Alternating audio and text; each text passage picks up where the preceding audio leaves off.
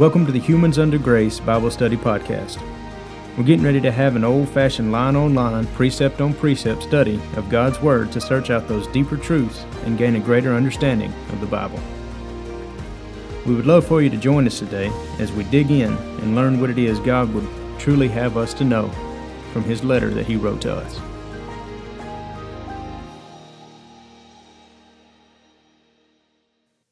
Hello there, God bless you, and welcome into the study today. We're glad to have you. We're going to be picking it up in Genesis chapter 37, verse 1 in just a moment. Now, the last lecture ended with the genealogy of Edom, or Esau. Now, with that is pretty well the last that we hear of Esau. Just before that, we see that Jacob and Esau buried their dad Isaac. They were peaceful, and Esau began to move out of the land, whereas Jacob was moving into the land. Now, Esau became known as Edom, or the Edomites.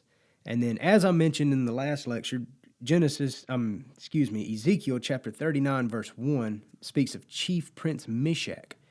And that chief in Hebrew is Rosh. And then later, and I misspoke in the last lecture and said the Latin Vulgate changed it to Rus, or translated it. What I meant to say was the Volga, which is a group of people in that area, began calling the Edomites from Rosh to Rus, and then later became known as the Russians. So just to clarify that, it was the Volga people, not the Vulgate. So today as we pick it up, we're going to get into Jacob's history and really get to talking about Joseph and the story of him getting into Egypt and how that turned out. So I'm going to ask for clarity and understanding from our Father in Jesus' name, chapter 37 and verse 1. And Jacob dwelt in the land wherein his father was a stranger, in the land of Canaan. And these are the generations of Jacob, or this is the history.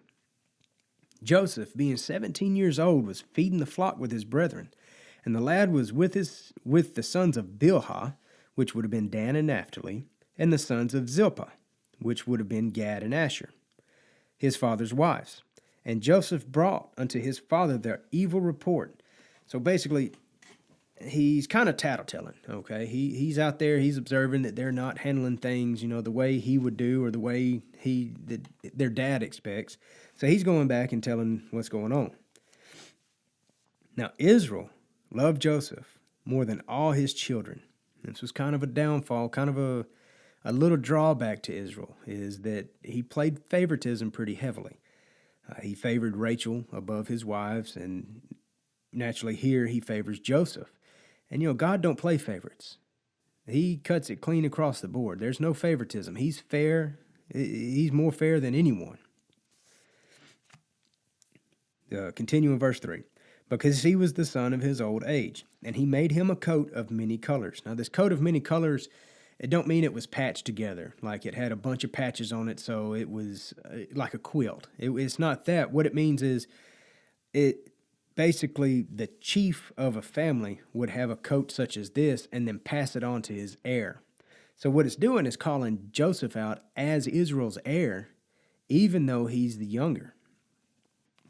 Verse 4, and when his brethren saw that their father loved him more than all his brethren, they hated him and could not speak peaceably unto him. They envied him. They really just eat him up with jealousy. Verse 5, and Joseph dreamed a dream, and he told it to his brethren, and they hated him yet the more. And he said unto them, hear, I pray you, this dream which I have dreamed. For behold, we were binding sheaves in the field, and lo, my sheaf arose, and also stood upright. And behold, your sheaf stood round about, and made obeisance to my sheaf. And his brethren said unto him, shalt thou indeed reign over us? Or shalt thou indeed have dominion over us? And they hated him yet more for his dreams, and for his words.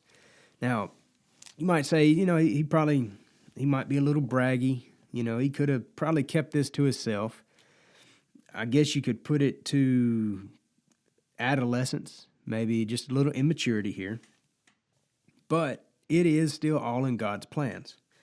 Verse 9, and he dreamed yet another dream, and told it his brethren, and said, Behold, I have dreamed a dream more.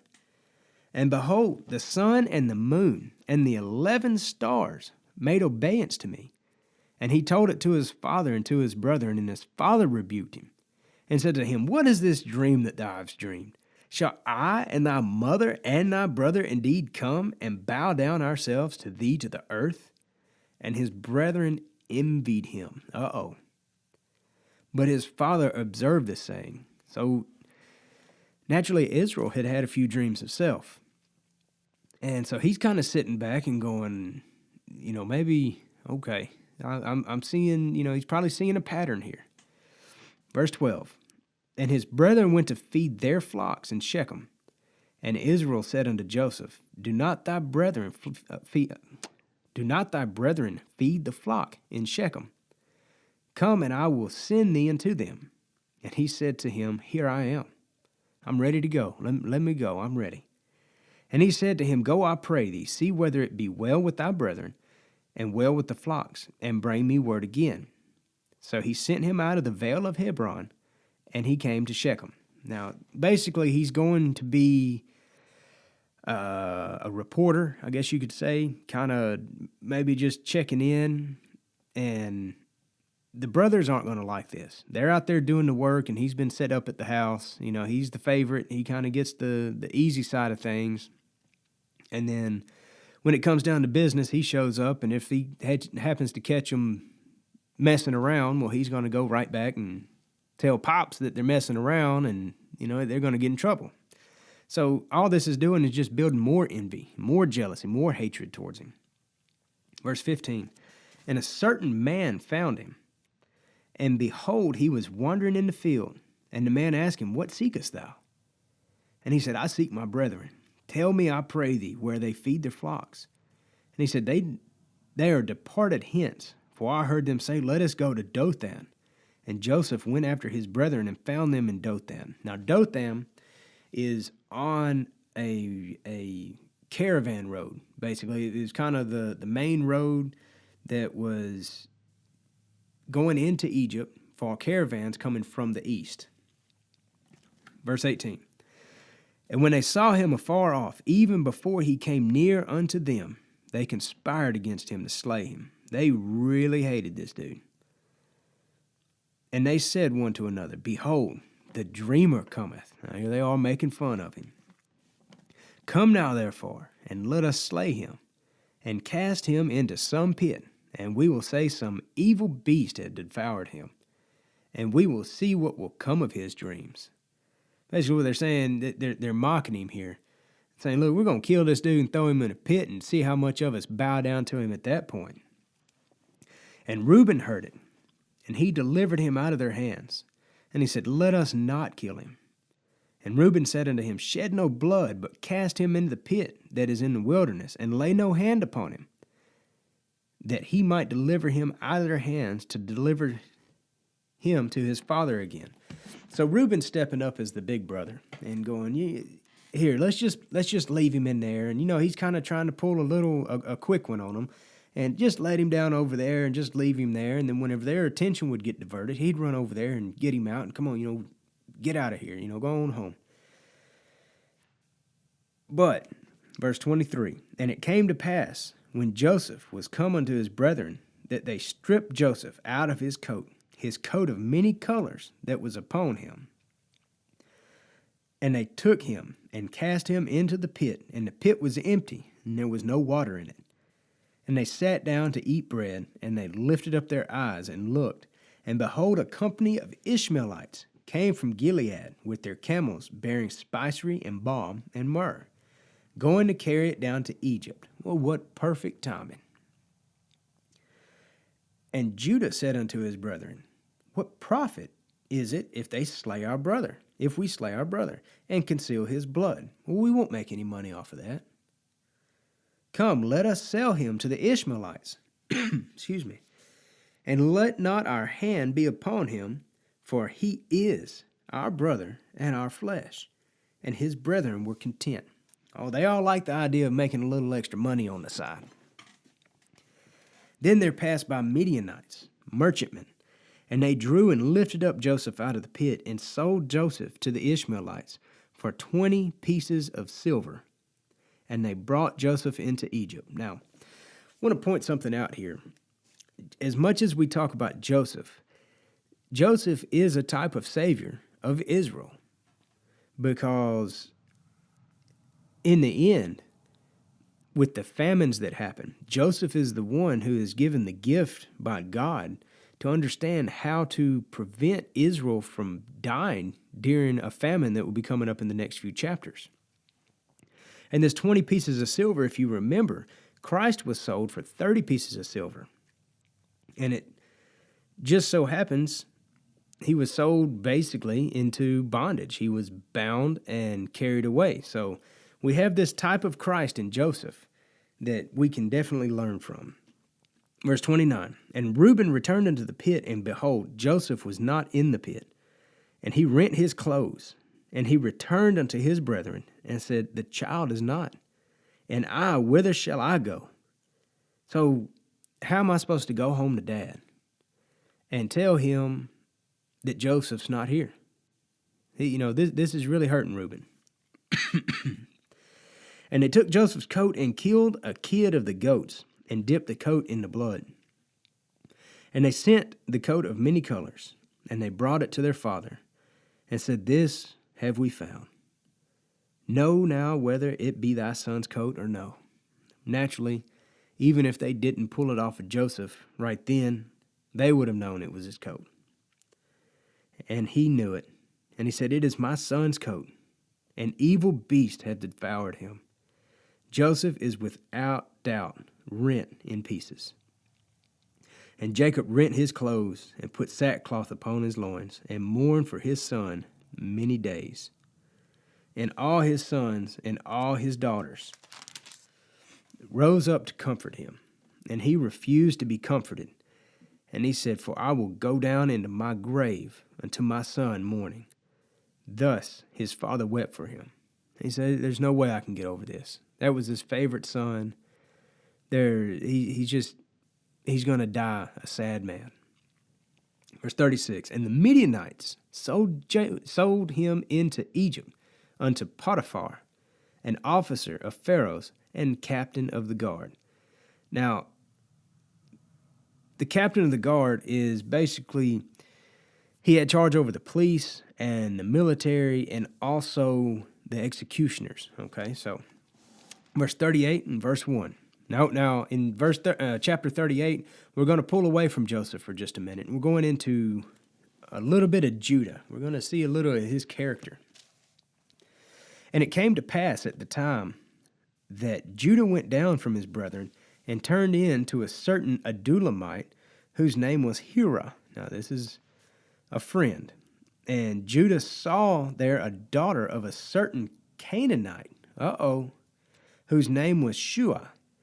And he took her and went in unto her.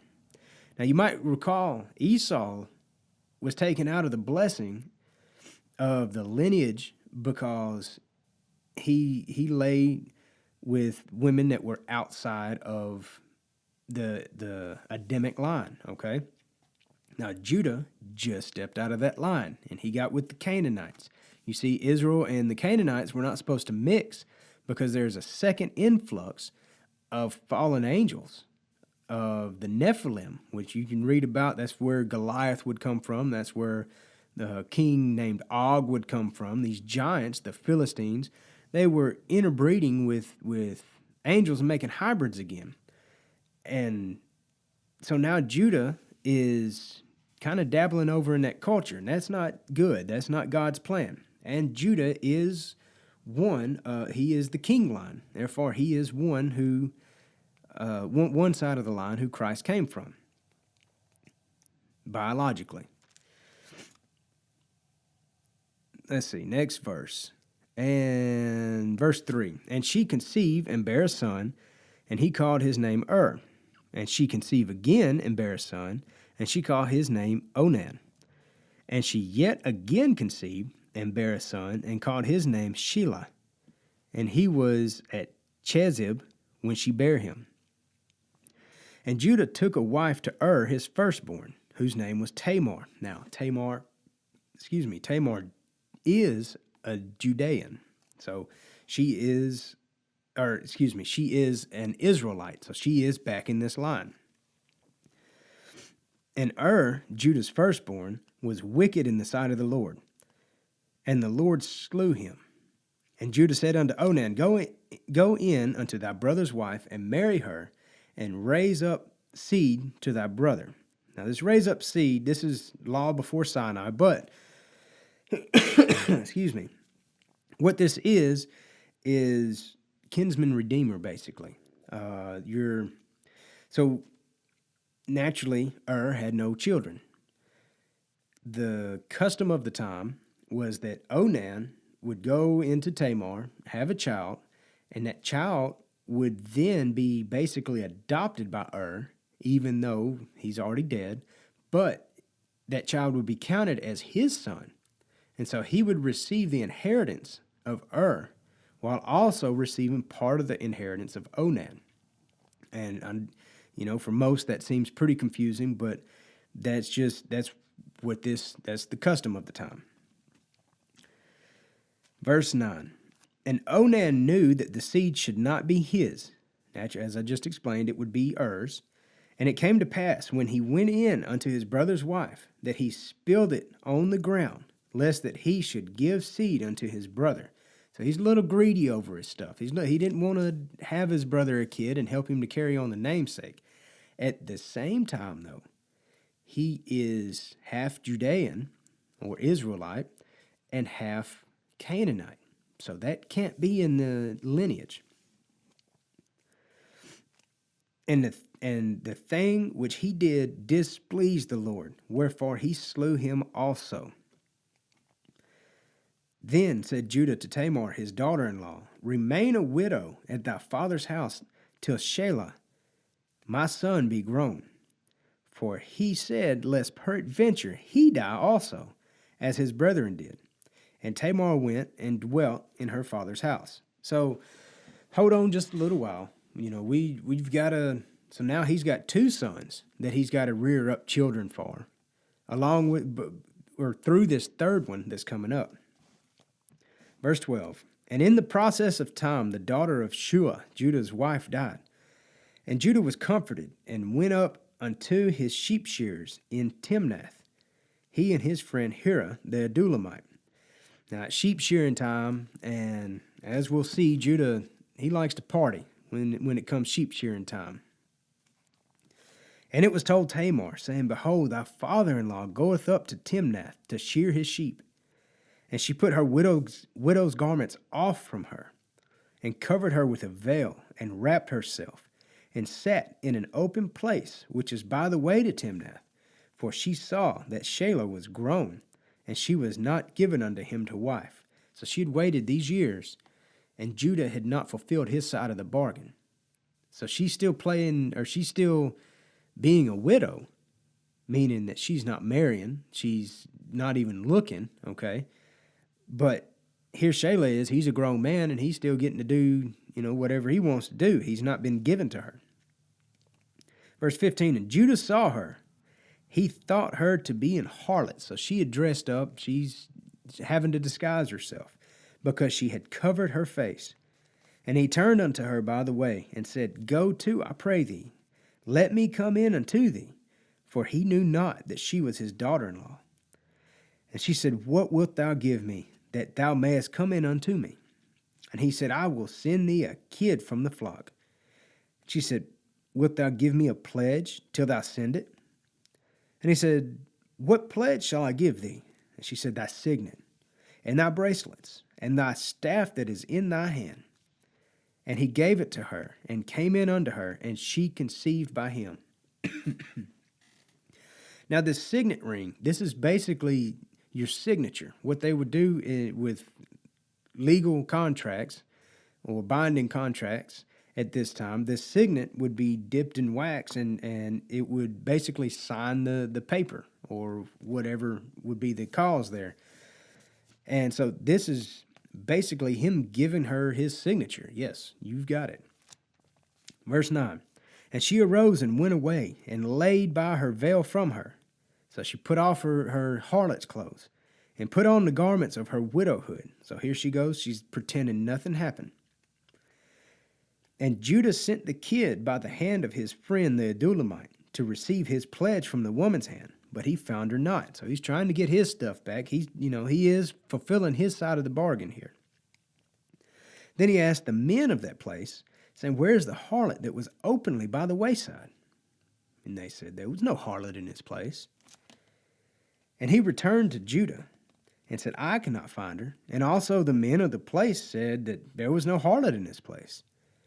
And Judah said, "Let her take it to her, lest we be shamed. Behold, I sent this kid, and thou hast not found her." And it came to pass about 3 months after that it was told Judah, saying, "Tamar, thy daughter-in-law, hath played the harlot, and also, behold, she is with child by whoredom." And Judah said, "Bring her forth, and she shall be burnt," or let her be burnt. Now, this burning for whoredom, this is, again, back to the code of Hammurabi. And as I've explained, that is an ancient law, an ancient Babylonian law that predates the Mosaic law.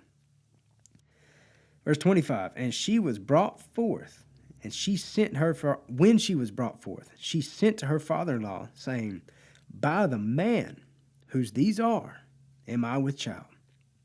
And she said, Discern, I pray thee, whose are these? The signet and the bracelet and the staff." Got him, called him out right there. "This is your stuff." And Judah acknowledged him and said, "She hath been more righteous than I, because that I gave her not to Shelah my son, and he knew her again no more."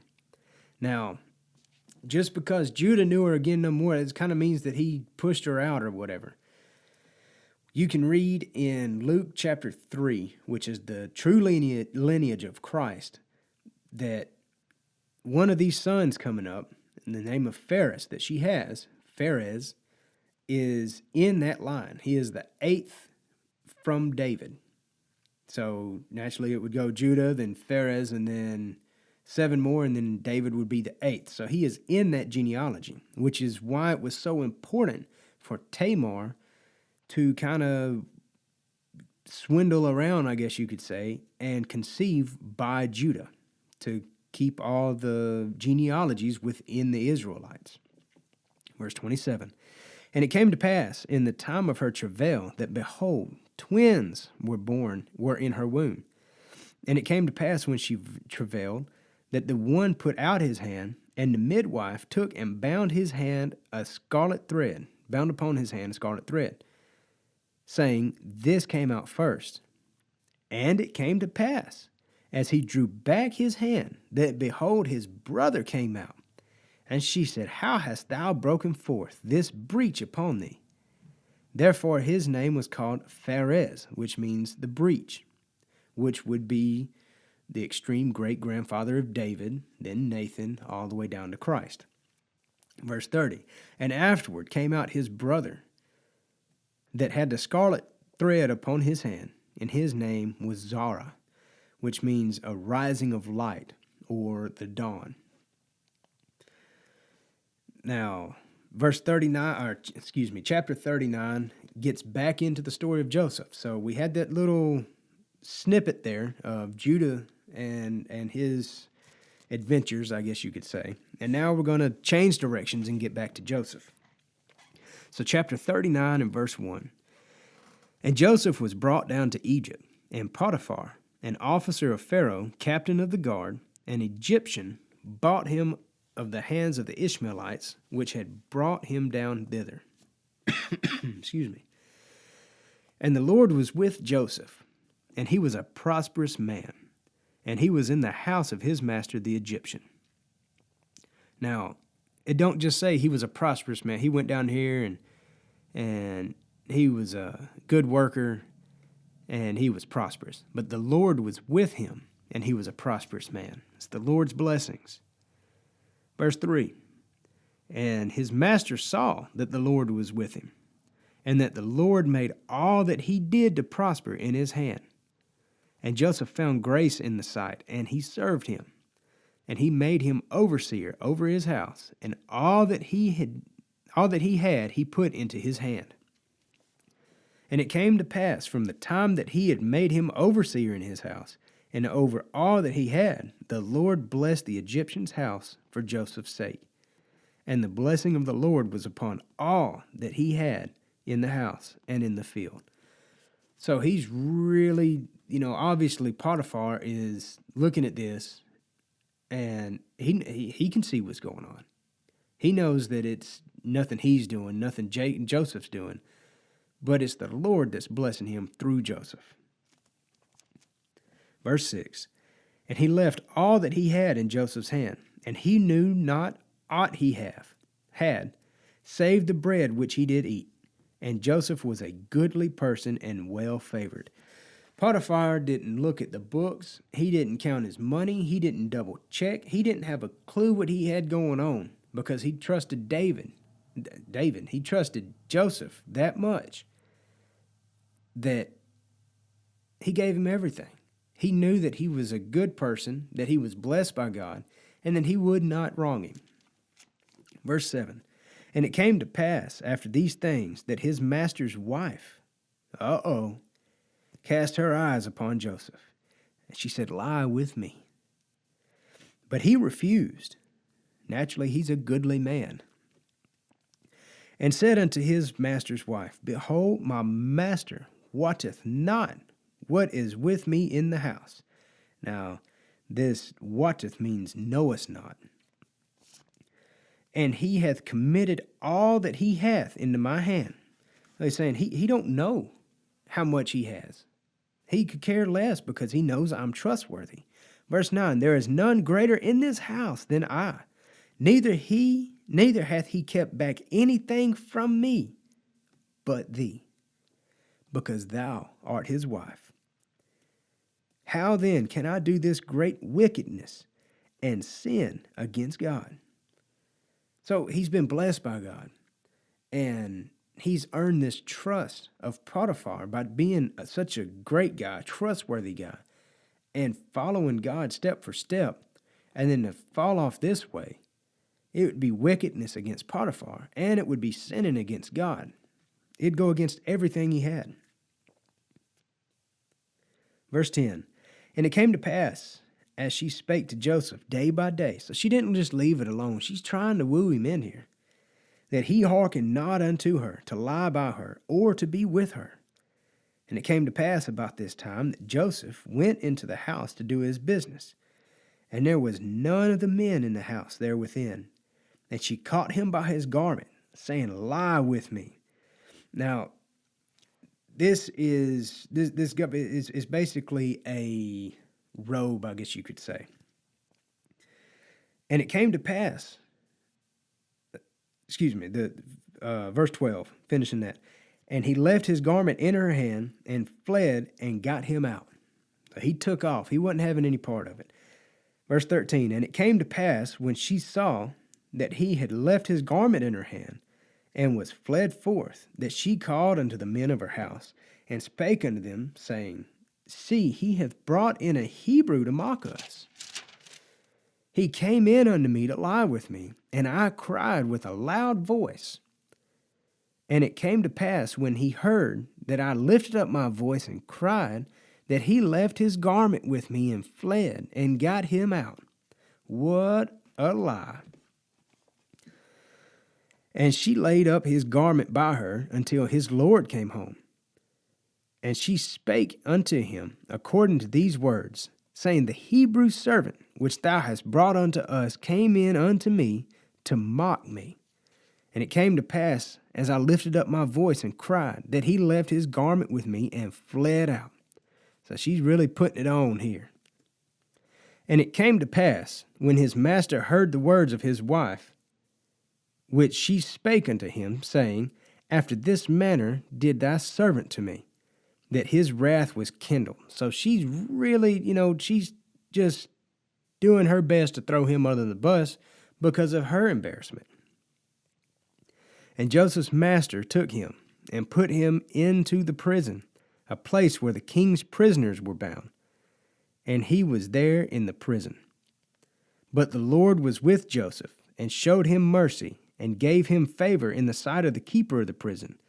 And the keeper of the prison committed to Joseph's hands all the prisoners that were in the prison, and whatsoever they did there, he was the doer of it. The keeper of the prison looked not to anything that was under his hand, because the Lord was with him. And that which he did, the Lord made it to prosper. Now, one thing on Potiphar's anger, his wrath that was kindled. He was the captain over the guard, the military, the police, the executioners, the prisons. He was the captain. And if he wanted to, he could have had Joseph executed. But he didn't.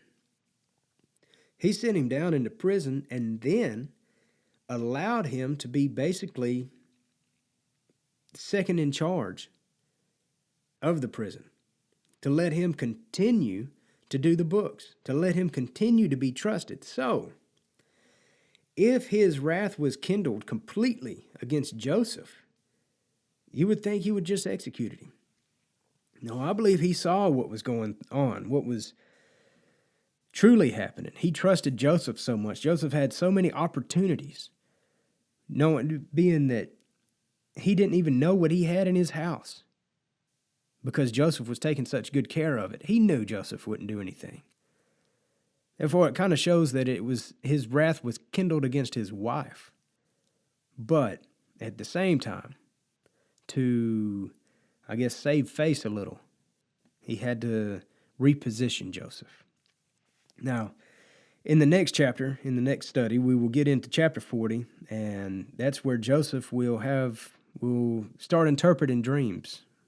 Naturally, God will do the interpretation for him. And then his rise, or his blessing of being able to rise into power and to save Egypt.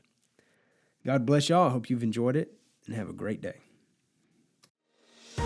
Thank you for joining us today for this episode of the Humans Under Grace Bible Study Podcast.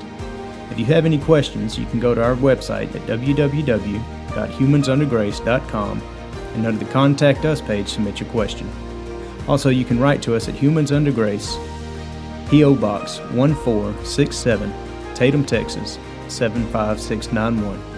Thank you, and God bless you.